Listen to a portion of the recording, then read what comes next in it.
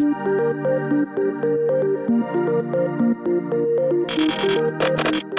deux, un, deux. Bonjour à tous. Merci d'être venus si nombreux, même si je ne vous vois pas tous. Alors, j'ai que 7 minutes, donc je vais aller assez vite. Si on vous dit data et artiste, a priori, ça ne va pas vraiment ensemble. Donc l'idée, c'est de voir comment on peut mélanger hémisphère gauche, donc plutôt tout ce qui est la logique et la raison, et l'hémisphère droit pour tout ce qui est la créativité. Alors je vais juste commencer par une petite présentation. Hop, merci. Donc mon titre officiel, en fait, c'est Creative Data Scientist. Je travaille dans une agence à Paris, mais en fait, je préfère me définir en tant que data artist.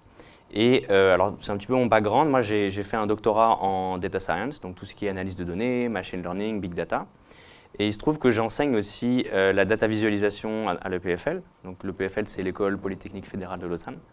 Et du coup, en fait, je me suis rendu compte qu'on pouvait détourner un petit peu les visualisations pour essayer de transmettre un message scientifique.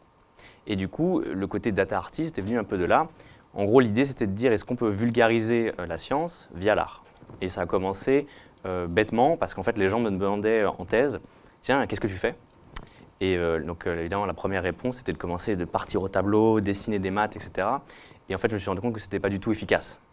Donc, l'idée de dire, OK, maintenant, est-ce qu'on ne peut pas utiliser finalement un moyen un peu plus graphique et esthétique pour finalement parler de la même chose, du même contenu, mais sous une autre forme?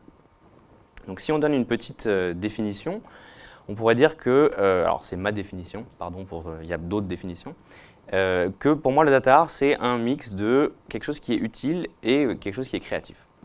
Donc l'idée c'est de pouvoir créer des œuvres qui soient en 2D ou en 3D, des animations, des images, des vidéos, basées sur de la vraie data. Donc pour ceux qui ne sont pas familiers forcément avec la data, on imagine un tableau Excel, sauf qu'au lieu de faire 50 lignes, il en fait des millions potentiellement.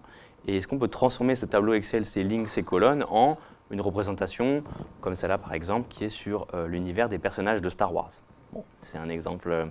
Alors, moi, j'essaie de garder, en fait, dans les représentations, quelque chose qui reste assez scientifique. Donc, de transmettre soit des travaux de recherche que j'ai déjà effectués, soit vraiment des données qui aient un sens, type réchauffement climatique, des choses qui nous touchent un petit peu tous. Alors, si vous le permettez, je voudrais qu'on s'attarde juste sur un exemple. Et on va voir avec 2-3 slides comment on peut essayer de mieux comprendre finalement ce que c'est que le data art. Et on finira par une petite vidéo, si on a le temps, qui montrera une autre pièce. Donc, pour le prochain exemple, je voudrais que vous imaginiez qu'on est donc, dans un laboratoire de recherche et on s'intéresse à avoir l'impact de l'innovation.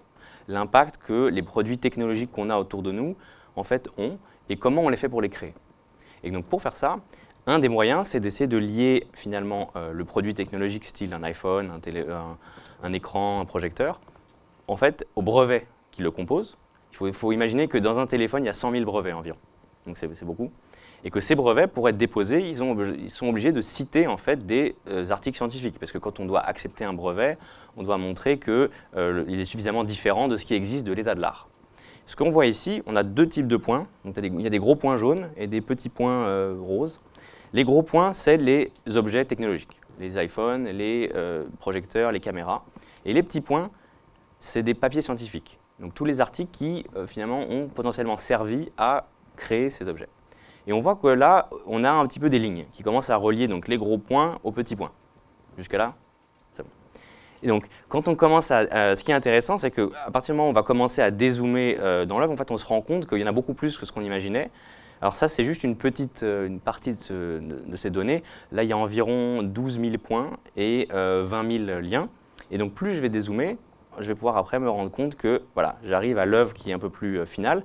Et donc, tout à l'heure, on était vraiment tout au centre de la visualisation. Et tout ce que vous voyez à l'extérieur, c'est les objets qui citent le plus, finalement, ces brevets et donc ces articles scientifiques. Donc, cette œuvre s'appelle « Les racines de l'innovation ». Et donc, si on suit effectivement les liens, on va bien pouvoir vérifier factuellement quel article, quel objet cite quel article scientifique. Est-ce que c'était clair? Alors ça, c'est un exemple de comment on parle. Alors, évidemment, je parle un peu vite sur comment on transforme en tant qu'artiste ça, mais c'est juste pour vous donner un exemple de qu'est-ce que c'est le data art. Donc, c'est assez proche de la visualisation de données dans ces cas-là. Maintenant, je vais vous donner un exemple qui est un peu plus abstrait. Donc, si on va essayer de le regarder ensemble.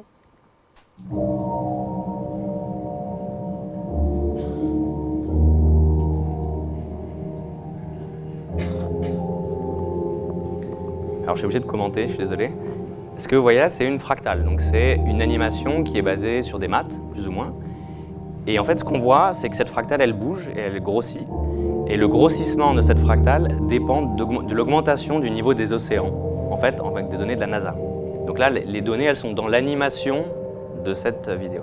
Et vous voyez qu'il y a une caméra qui zoome et qui revient comme ça en arrière.